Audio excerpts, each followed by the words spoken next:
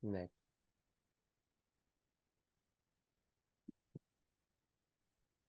생태계 구성 요소와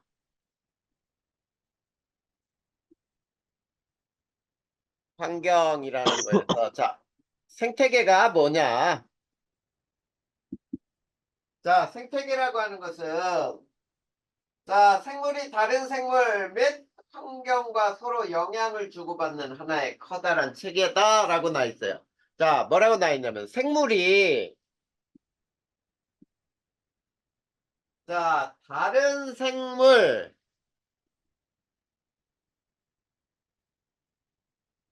및 환경과 서로 영향을 주고받는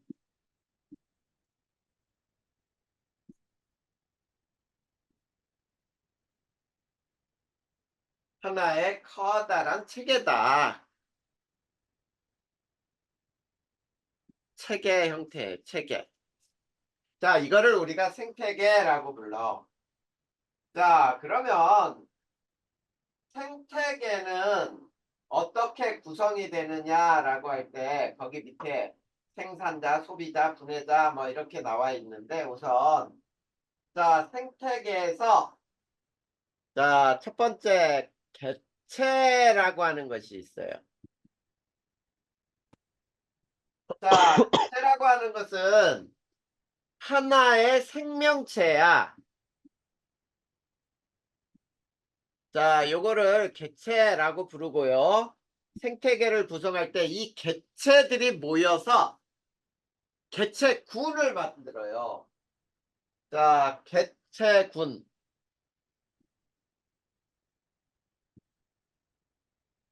자, 이거는 자, 일정한 지역에 사는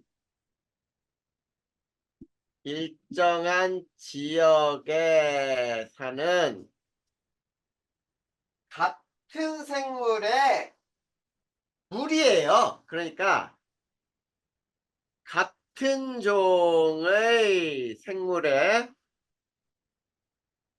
무리.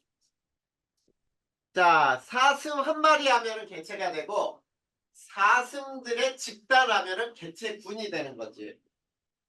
그리고 또 이 개체군이 서로 다른 개체군이 모여서 군집이라고 하는 걸 이루게 돼요. 군집이라고 하는 것은 자, 같은 지역에 사는 여러 개체군의 무리다. 같은 지역에 사는 여러 개체군의 무리.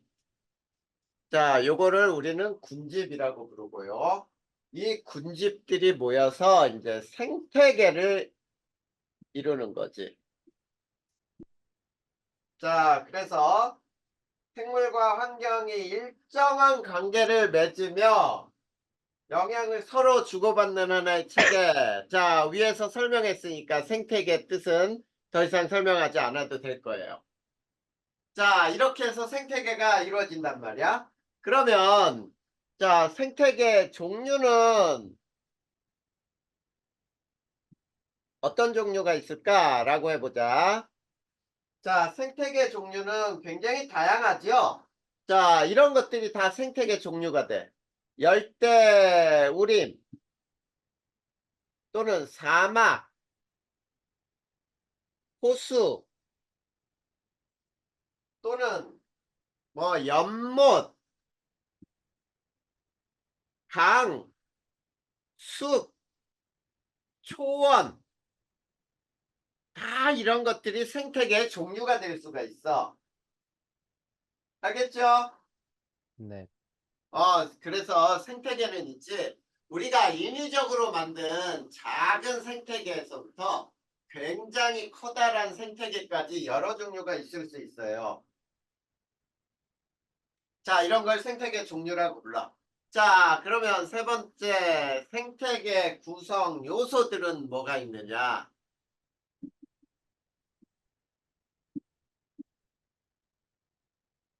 자, 생태계 구성 요소는 첫 번째 생산자가 있어요. 자, 이 생산자는 생태계에 가장 중요한 역할을 하는데, 자, 얘네는 광합성을 통해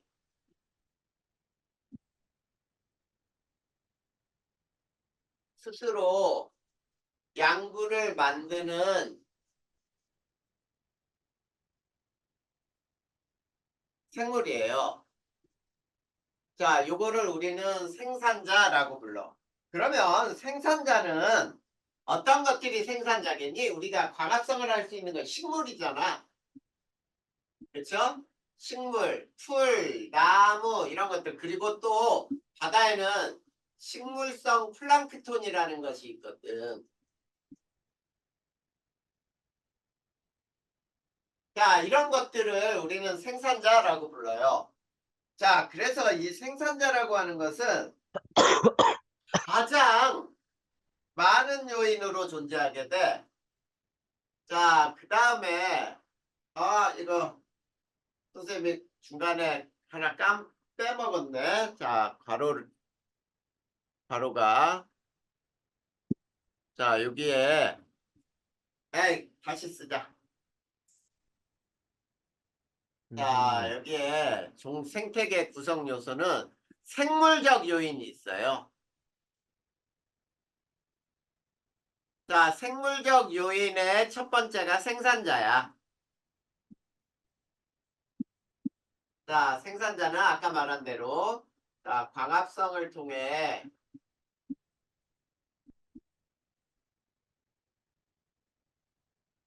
스스로 양분을 생산하는 생물이에요.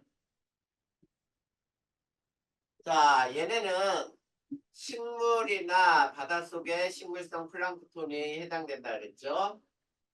네, 선생님, 자, 이런 것들이 생산자에 해당돼. 자, 그 다음에 두 번째는 소비자라고 불러요. 자, 소비자. 얘네는 소비하는 거야. 쉽게 얘기하면. 다른 생물을 먹이로 양분을 얻는 생물이에요. 자, 다른 생물을 먹어 양분을 얻는 생물이야.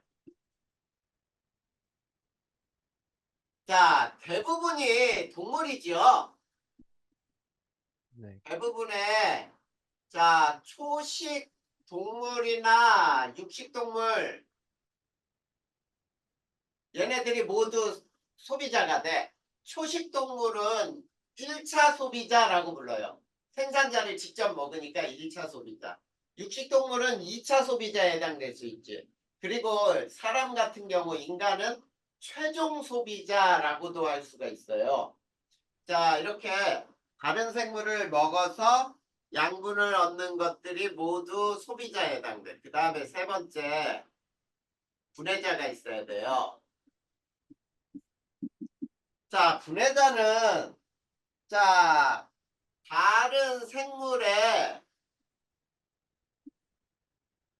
죽은 시체죠. 사체나 배설물 등으로부터 배설물 등을, 자, 분해를 하는 거죠. 네, 자, 분해하여,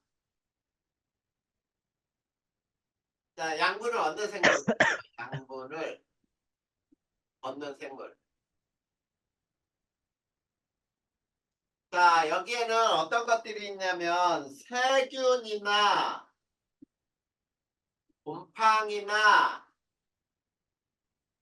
버섯 이런 것들이 바로 분해자에 해당될 수가 있어. 자, 이거는 생물적 요인이에요.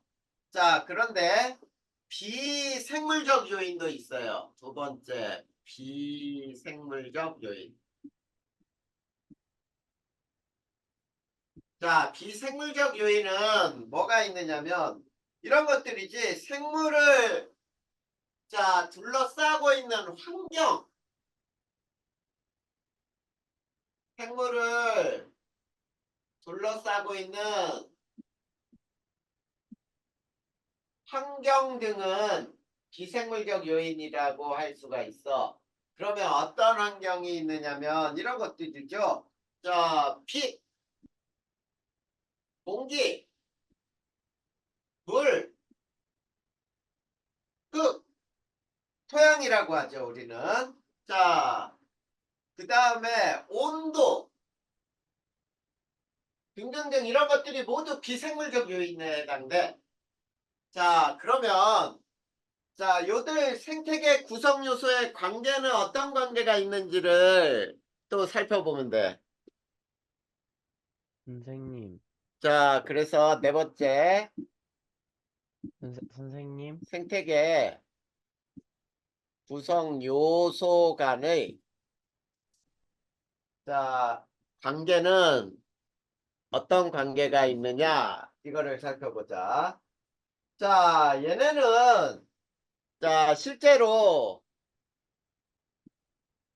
생물적 요소와 비생물적 요소 간에는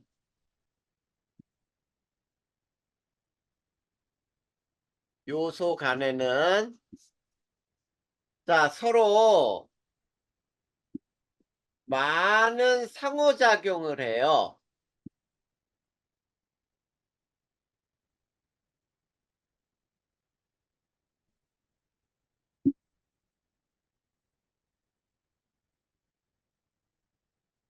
가져와. 네, 네가 목소리가 작아서 그런가 보다.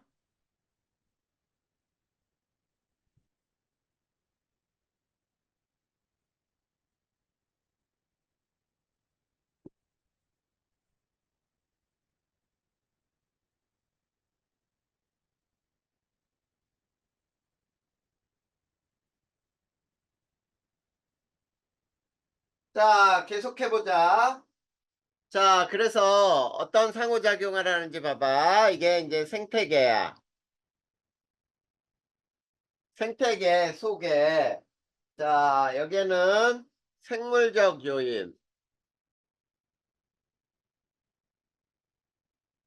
자, 생물적 요인에는 뭐뭐가 있다 그랬어. 생산자. 그 다음에 생산자와 그 다음 소비자. 그 다음에 분해자. 이렇게 있는데 얘네들 간에는 서로 굉장히 끊임없는 상호작용이 일어나요. 이렇게. 자, 그리고 여기에 비생물적 요인이 있는데, 자, 비생물적 요인에는 뭐가 있다 그랬어? 자, 온도, 햇빛, 빛이죠. 물, 공기, 토양 등등등 이게 비생물적 요인인데, 자, 이때 우리가 이렇게 되는 거야. 비생물적 요인이 생물적 요인에, 자, 이 요인에 이렇게 영향을 줄 수도 있고, 이렇게 영향을 받을 수도 있어요, 거꾸로. 자, 생물적 요인에 의해서 비생물적 요인이 영향을 받는 거, 또는 비생물적 요인에 의해 생물적 요인이 영향을 받는 거, 이걸 뭐라고 부르냐면, 자, 우리는 비생물적 요인이 생물에 영향을 주는 걸 이걸 작용이라고 불러요. 작용. 그 다음에 생물이 비생물적 요인에 영향을 주는 걸 반작용이라고 불러. 자, 이거에 예를 들면 이런 거야. 자, 겨울에는 온도가 낮죠? 온도가 낮은데 이제 봄이 되면서 온도가 서서히 올라가. 그러면서 이 온도라는 게 생물에 영향을 줘요. 그러다 보니까 어떠니? 나무에 새싹이 돋고 나뭇잎이 점점점 자라게 되고 막 하잖아. 이게 작용이야. 그러면 이게 작용이라면 이제 반작용이 이런 거죠. 나무에서 광합성을 많이 하면서 기공을 통해 공기 중으로 산소를 방출하고 공기 중에 이산화탄소를 흡수해요. 그러면 공기의 성분이 변하기도 하지. 이런 것들은 반작용에 해당한다. 알겠죠? 네. 자, 그러면 우리가 생태계 구성 요소들은 다 배웠어. 자, 그러면 생물과 환경의 관계는 어떤 관계에 또 처해 있는지 한번 볼까?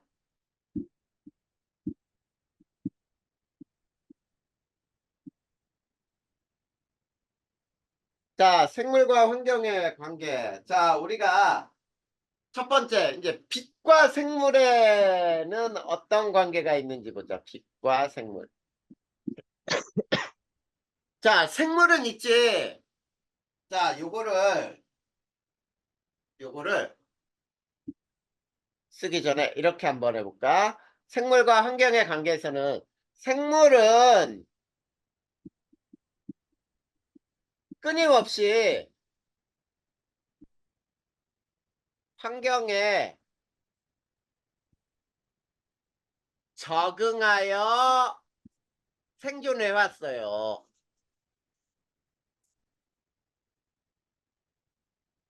자, 생물들은 있지. 그냥 그대로 원래 태어났던 모습대로 유지되는 게 아니야.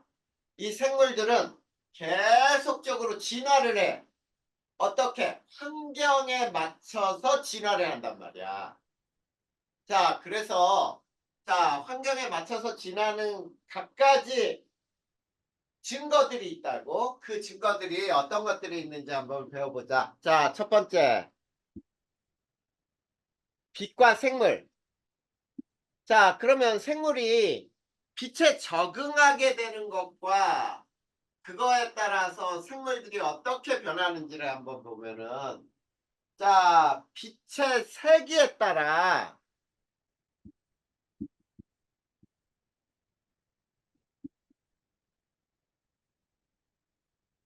자, 생물의 잎이 달라져요. 자, 빛의 세기에 따라 또는 일조 시간 또는 빛의 파장에 따라 생물들이 생활 방식이 달라져요. 생물의 생활 방식이 변하더라라는 거를 알 수 있는데 자, 그중에 자, 첫 번째 빛의 세기에 따라서는 어떻게 변하냐면 자, 강한 빛을 받을 때는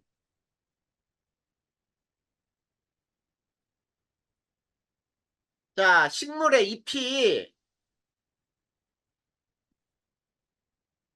조직이 매우 단단한 두꺼워요. 자, 두껍고 광합성 조직이 발달돼 있어요.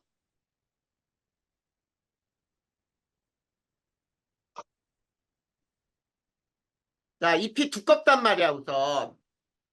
자, 그리고 약한 빛을 받는 놈들은 이렇게 되는 거지. 약한 빛을 받는 곳은 식물의 잎이 얇아요, 더. 더 얇고 광합성 조직이 느슨하게 결합돼 있단 말이야. 자, 이게 빛의 세기에 따라 식물이 적응하는 거야. 그 다음에 일조 시간. 자, 일조 시간이라는 건 뭐냐면 낮의 길이가 길 때, 자, 낮의 길이가 길 때 꽃이 피는 식물이 있어요. 자, 이거를 장일식물이라고 불러요. 장일식물. 근데 낮의 길이가 짧을 때,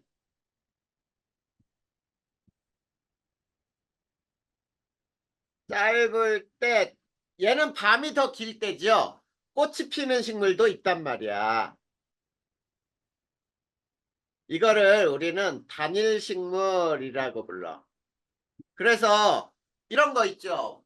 자, 여름에 꽃이 피는 식물들은 주로 장일식물에 해당돼. 그래서 낮이 길 때 꽃이 핀단 말이야. 그런데 이제 가을이 되고 겨울에 피는 꽃들도 있죠. 얘네는 낮이 길면은 꽃이 안 펴. 밤이 길어야 꽃이 피는 식물들이야. 이게 바로 일조 시간에 따라 식물이 이 적응한 사실이에요. 그 다음에 자, 빛의 파장에 따라서는 세 번째,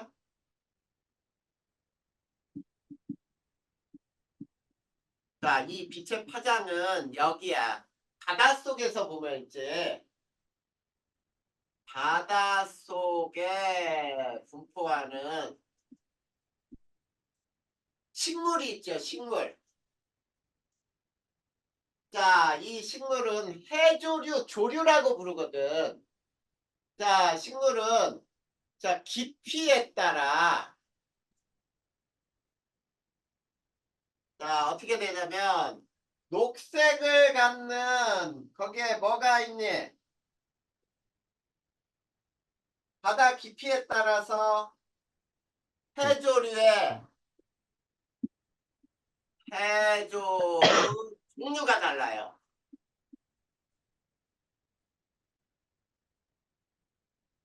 자, 그래서 얕은 곳에서는 녹조류. 자, 거기에 보면은 뭐가 있어? 녹조류 나와 있죠? 네. 그 다음에 중간 깊이는 어떠니? 칼조류, 갈조류. 그 다음에 깊은 곳은 어떠니? 홍조류, 홍조류. 자, 이거는 뭐 때문에 이렇게 되는 거냐면, 자, 빛이 있지, 깊이 들어갈수록 태양빛이 들어가는 게 양이 달라져. 그래서, 자, 녹조류라고 하는 것은, 자, 녹색의 빛을 흡수하지 못해요. 자, 그리고 홍조류는 붉은색의 파장의 빛을 흡수하지 못하고 반사해. 그래서 이렇게 빛의 파장에 따라 이 식물들이 광합성에 이용하는 빛이 달라져요. 그래서 그들이 띠고 있는 색소가 달라지는 거야. 자, 이런 것들이 바로 빛과 생물이 적응한 사실이라고 할 수 있어요. 그 다음에 두 번째, 온도와 생물. 자, 온도와 생물에서 우리 자, 동물에 적응을 한 것을 한번 볼까요? 자, 북극여우의 귀는 클까 작을까? 사과에, 자, 북극여우는 있지 귀가 작아요. 그리고 털이 길지요. 자, 얘는 자, 열이 몸 밖으로 빠져나가는 거를 막아주기 위해서야. 그런데 사막여우도 있지. 그리고 사막여우의 귀는 크고 털이 짧아요. 자, 이런 것들이 바로 온도와 생물이 적응한 거라고 얘기할 수 있겠지. 그래서 추운 곳에 사는 동물들은 이제 이 말단 부분, 귀라든지 이런 것들이 되게 작고 털이 굉장히 잘 발달돼 있어. 그러면 식물의 적응은 뭘까?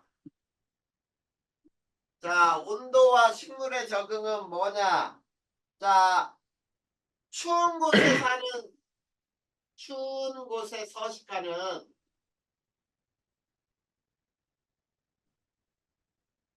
식물은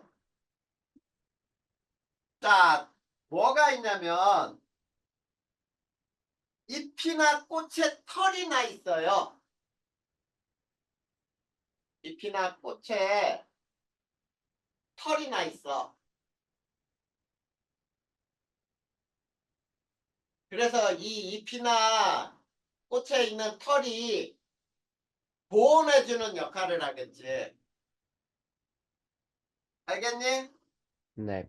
그리고 또, 자, 온도가 낮아지면 식물은 낙엽을 떨구죠? 네. 이런 것들이 온도가 낮아지니까, 광합성을 이제 많이 못하겠네. 그러면 잎을 떨궈야 몸 안에 있는 수분도 바깥으로 빠져나가는 걸 막아주고 하거든.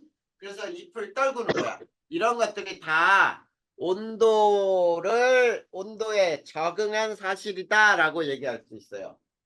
자, 그 다음에 물과 생물을 또 한번 보면 물과 생물. 자, 동물의 이 적응은 어떤 게 있는지 보자. 동물의 적응.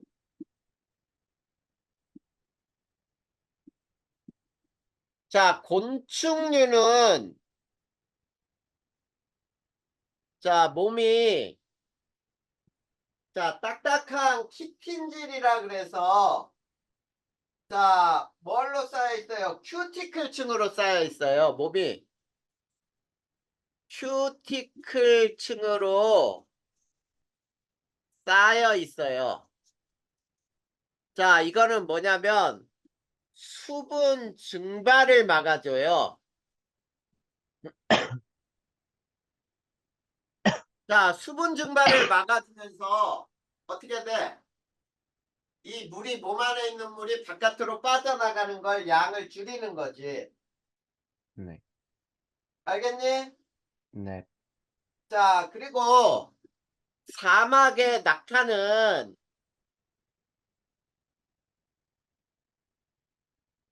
땀을 거의 흘리지 않아요. 자, 우리가 더울 때 땀을 많이 흘리면 몸 안에 있는 물이 빠져나가는 거잖아. 근데 낙타는 이 땀을 안 흘려. 그러니까 몸 안에 있는 물이 빠져나가질 않더란 얘기야. 이런 것들이 이 동물이 적응한 사실이에요. 두 번째, 식물에 적응은 어떤 적응이 있을까? 물에 적응한 식물은 또 뭐가 있을까라는 거보다. 자, 여기에서는 자, 육상에 사는 육상 식물은 뿌리가 발달돼 있어요.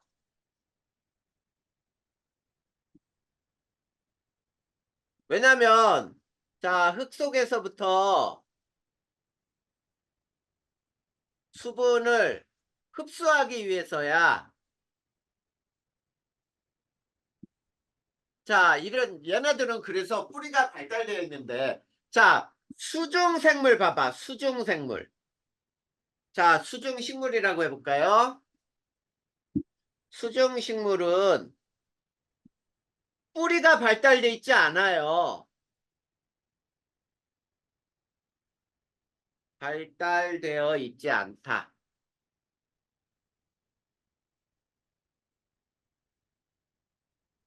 자, 왜 뿌리가 발달되지 않냐면, 자, 주변이 온통 물이잖아.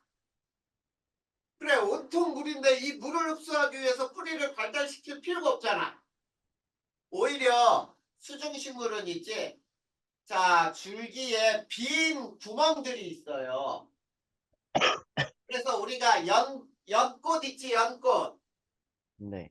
자, 연꽃에 우리 연뿌리라 그래서 원래 뿌리가 아니라 연줄기인데, 자, 이렇게 동그란 거에 구멍이 이렇게 뻥뻥 뚫려 있는 거 반찬으로 간장조림으로 먹는 거 있지?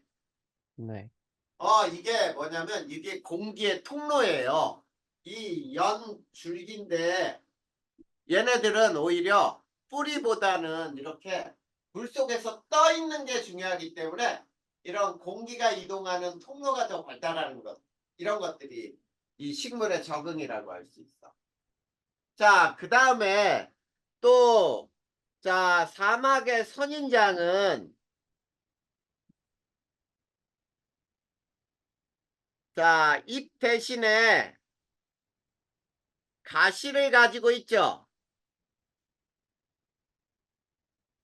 네. 가시가 발달돼 있어요.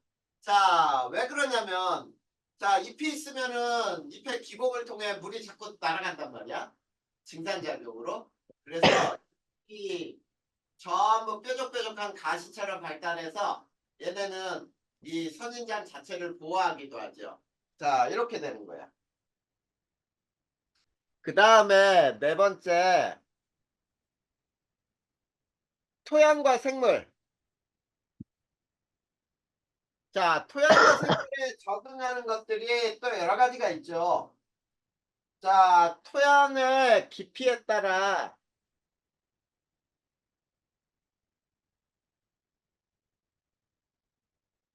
서식하는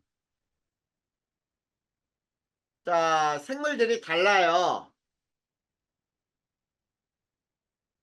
세균류 같은 것들, 얘네들도 이 토양 깊이에 따라서 사는 생물이 다르다는 얘기야. 그리고 자, 지렁이는 자, 흙 속에 수많은 구멍을 만들어요.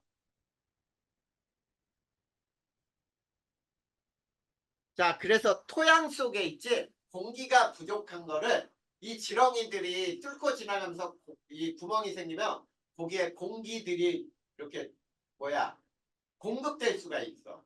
이런 것들도 토양에 적응한 거라고 할 수 있고 그 다음에 또 흙 속에는 이 빛이 안 들어오지. 네. 그러다 보니까 두더지 같은 것들은 자 토양 속에서 즉 흙 속에서 살다 보니까 어때? 두더지는 눈이 시력이 안 좋아요. 대신에 후각은 또 발달돼 있지. 자 이런 것들이 다 토양과 생물이 적응한 거예요. 자 그 다음에 뭐 그냥 읽어봐 주면 되고 공기와 생물의 적응은 어떤 게 있을까?